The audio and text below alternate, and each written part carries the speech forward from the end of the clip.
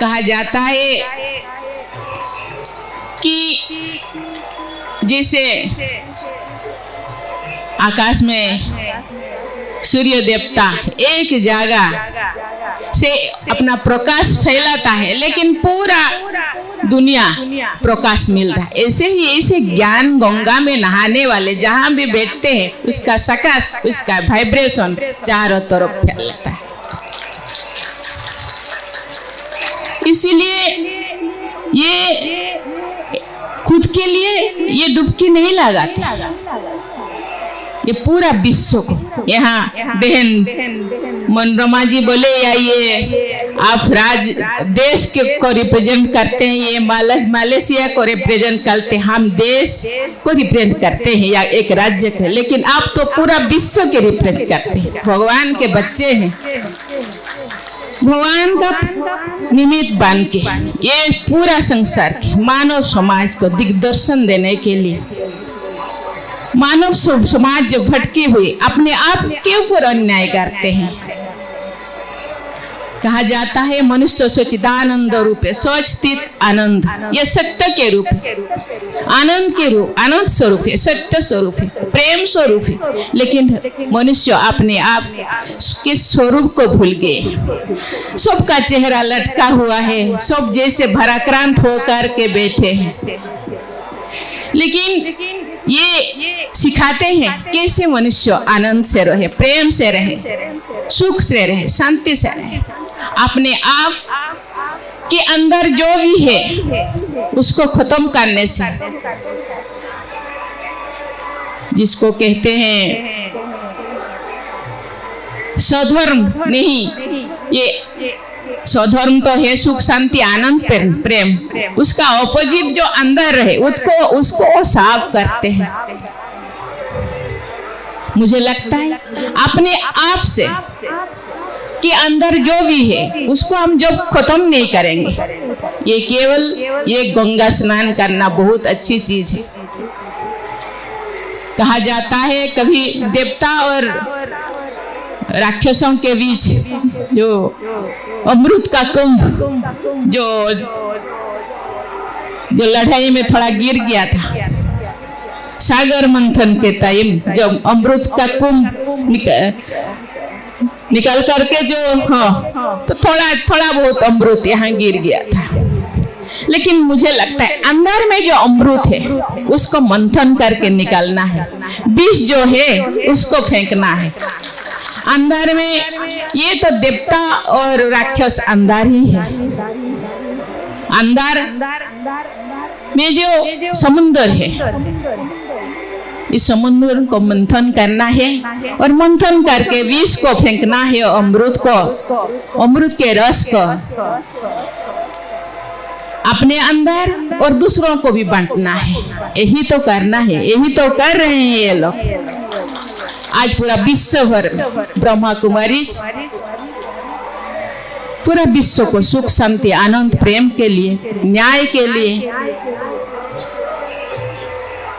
घर बार छोड़ के आश्रम में रह करके विश्व को सकाश देने के लिए, न्याय देने के लिए जो काम कर रहे हैं, मुझे लगता है यही तो मानव जीवन का लक्ष्य है।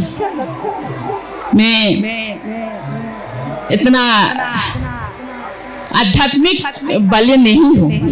कभी मेरे बेटा ने एक फोटो राधा कृष्ण के फोटो के सामने बैठा है और मुस्कुरा रहा है। मैंने बोली क्यों मुस्कुरा रहे हैं? बोले देखिए उनका चेहरा कितना सुंदर है, ये मुस्कुराता हुआ चेहरा, स्माइलिंग फेस है।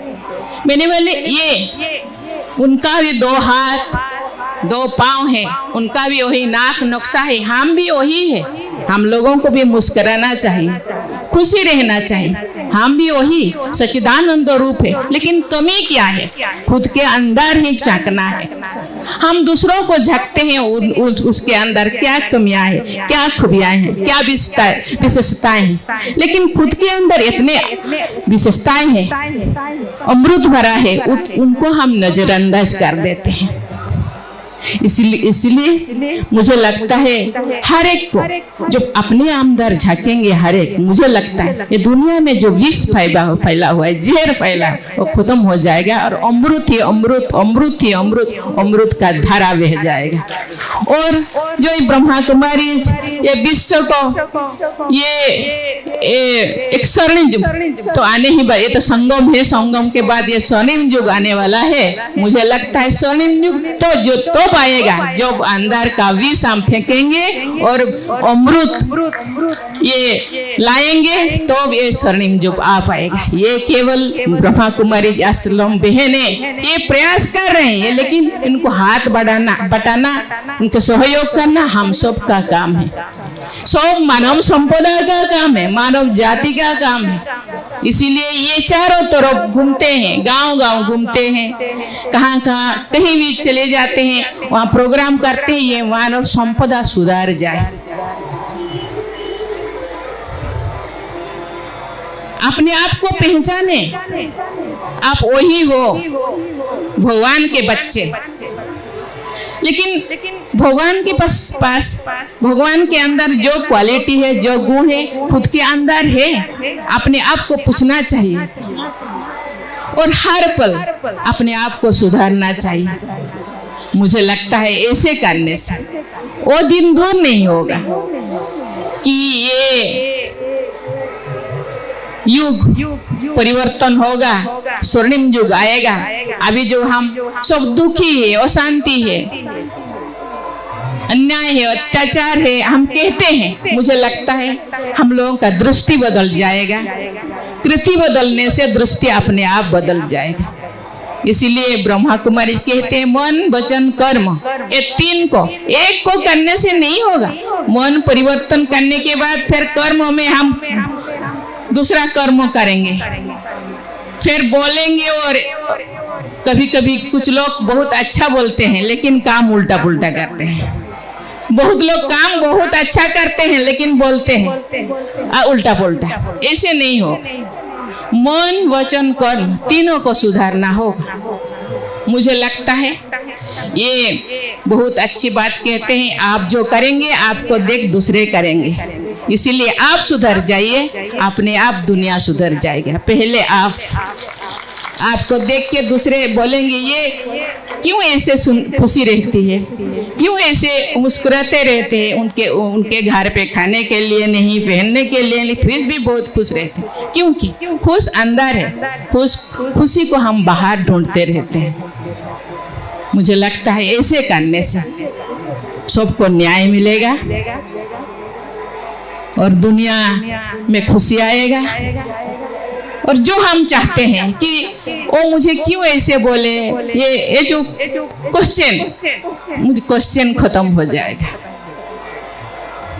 आप लोग आए, मुझे बुलाए और आप लोगों के साथ कुछ समय बिताने के लिए मुझे दो समय दिए, इसीलिए मैं आप लोगों को बहुत बधाई देती हूँ। Thank you. जय हिंद।